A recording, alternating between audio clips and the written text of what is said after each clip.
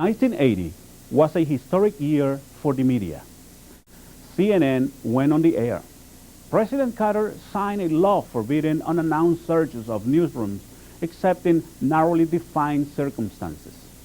While this was going on, the number of Hispanics in the workforce was increasing by 48% to represent 20% of U.S. employment growth. But this growth was not reflected in the country's newsroom. Being a studying journalist in the early 80s, with only one or two role models who look and or sound like you. Evelyn Hernandez and I met at a function. It was probably a reception that Gannett or the Fort Worth Star-Telegram sponsored for the ABC, Association of Black Communicators. Got, hit it off and started talking, and she found out that there was no association for that, like that for Hispanic journalists in the area. So she was a real go-getter, and we just, started talking about it and started working on creating an organization. We kind of knew each other. If somebody worked here, somebody worked there, but we didn't have an organization of enthusiasm. When we called people to attend, of course, there were some people that thought we'd tried that before, and it didn't work. The first meeting was held in Fort Worth at a community center on November 1981. The 11 attendees discussed naming the organization and its mission. Persons were talking about calling the group Tecla, and that others were saying, well, that only suggests print, and to use the little indito with a typewriter doesn't really show the variety of media that we are involved with. So we were having a lot of those discussions, and then over the years, of course, it's been over whether to be Hispanic and all the typical debates that people have had in various Latino organizations. On February 27, 1982, the first officers were nominated at a meeting in an Arlington Mexican restaurant. We felt we had that representation that we were seeking as far as, again, Spanish versus English, broadcast versus print, all of those, connections were made, and people were very interested in creating an organization because, as I said, there wasn't anything like that here, and the issues were then, as unfortunately they still are. I think a couple of things that I was working on was, one was advocacy, that we needed to have a voice in the community. We needed to be able to say things are not being covered fairly, or they're not being covered at all, or whatever the case may be, or in many cases cover us, period, because it was a time where there were not a lot of elected Latino officials. Mainstream society wasn't as familiar with what was going on here and in the Southwest at that point. Not that it was unknown, but it wasn't nearly as it is now, where you can any number of people, and at that point I do not think that Univision had an outlet here, or Telemundo.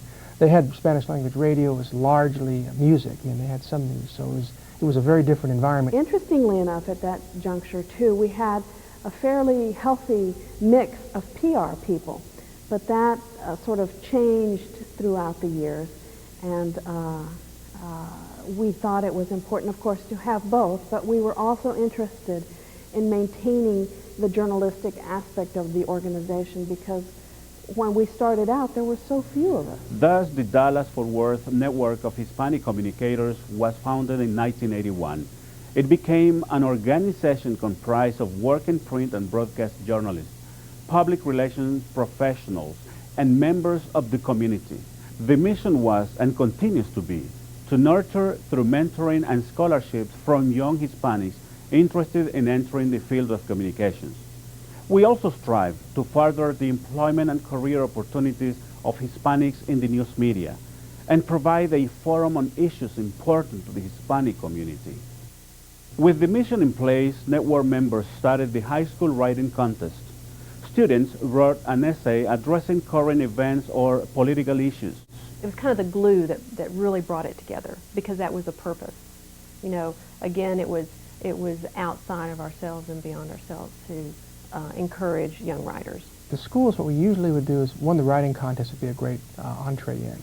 And myself and many other editors and reporters would go and say, enter the writing contest, but then while we had a captive audience, we'd also say, you ought to think about being a journalist, a photographer, a technician, on-air anchor, whatever you might be, that this is a real opportunity for you, that we need people like yourselves, and if you're, particularly for the bilingual students, even more so, but just minority students in general. The National Association of Hispanic Journalists saw this as a great model, saying, hey, this is, and I remember Maggie Rivas did a brochure, it was more than a brochure, it was a whole kit on how to do a writing contest, presented it to the NHJ board, and it was adopted, and the NHJ began to do this in different cities, and they continue to do so. So Dallas-Fort Worth was the role model for that project. The network secured its nonprofit status. The organization was ready for the next step, to help students with their college tuition, and the scholarship program was born. Needless to say that the grand totals then were barely in the thousands. The network was young and only a few corporations were familiar with the organization.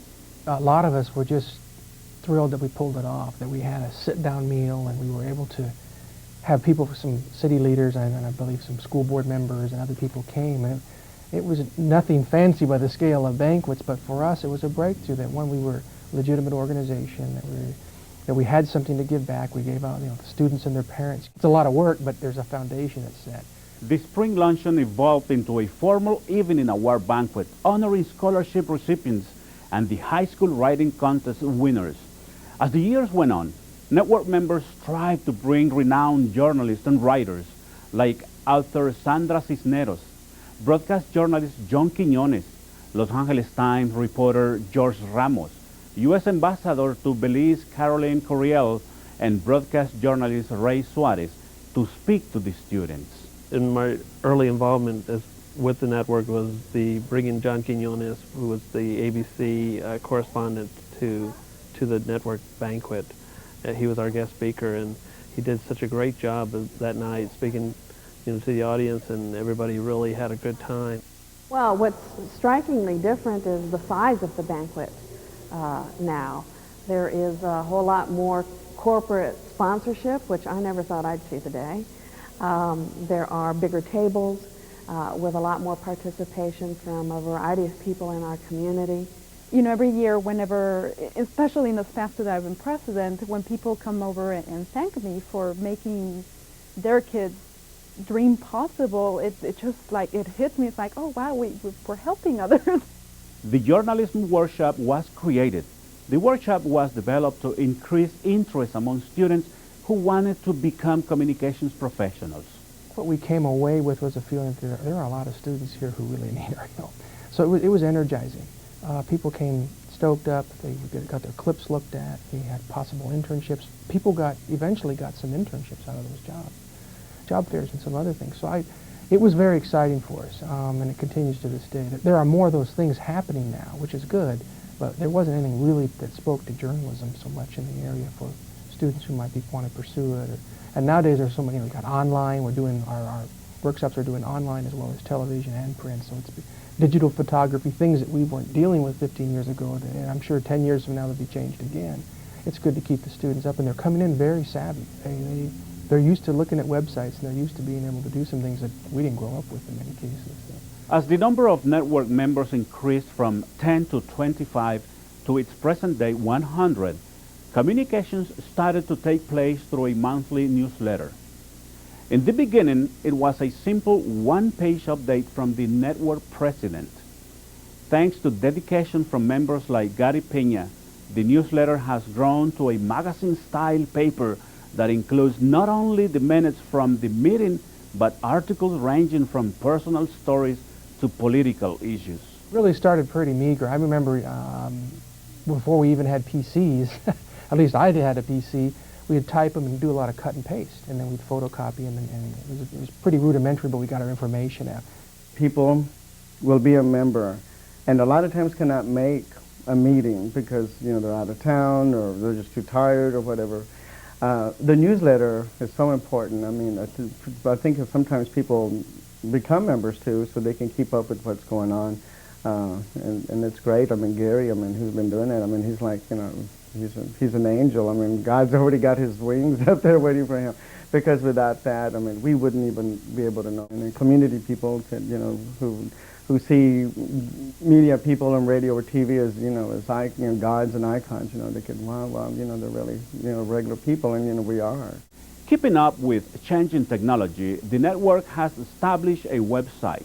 This medium provides information about the network, meeting notes, and upcoming events. Some events have been a gamble with journalists' unpredictable schedule and deadlines. But the network continues to find new ways to achieve its mission. I'm glad to see that the group is stuck on and kept going with it, because there have been times when it has really dwindled to just the few that could spare the time. You have a group of core people who work on a project or for a few years will work on projects together, and then they move or they move on, or you have life changes or whatever, and so that makes it tough, because journalism is also such a demanding field that sometimes it's hard to find people who have the time to give, and it's so important, and that's really kind of a key challenge that I think we face all the time. I feel strongly that not only is this a gift of money that we're giving you so you can fulfill your dream, but it's also an obligation that you have to fulfill as a human being and as a journalist to help somebody else out. I think it's really important that they stay involved and also help those that are coming up. I really truly think that if we want to make a difference, if we really want to have the Latino story told in the newspaper and in the TV news shows, that we need to be the ones to tell it.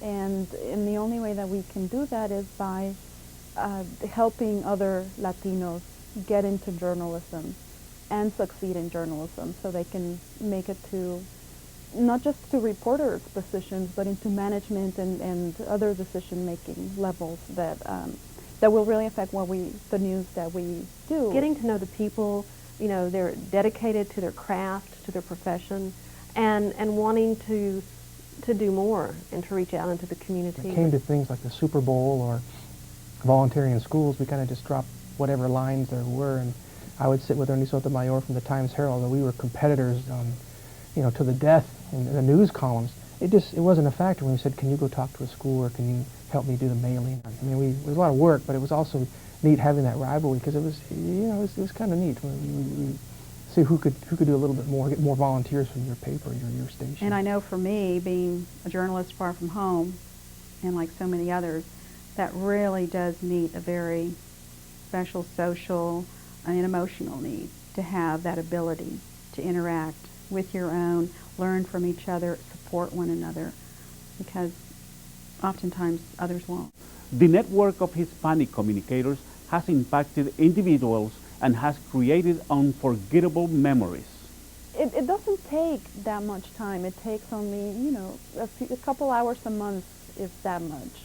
And it really is important, because we are making a big difference, and you can see it every year at the scholarship banquet, and with kids that have been with us since they graduated from high school, and now they're graduating from college, and they're doing it because we've helped. Well, just people being in close contact with each other, sitting around the breakfast table, you know, eating pan dulce, saying, okay, what are we going to do this year for the writing contest, and brainstorming, and, you know, that kind of just very informal work, but that's where the real work got done. A lot of kids aspire to be in media. Everything is media these days, so we're still here, and they can count on us. The Network of Hispanic Communicators need more people, new faces, and future enthusiastic leaders to help increase minority representation in the media. It needs people like you.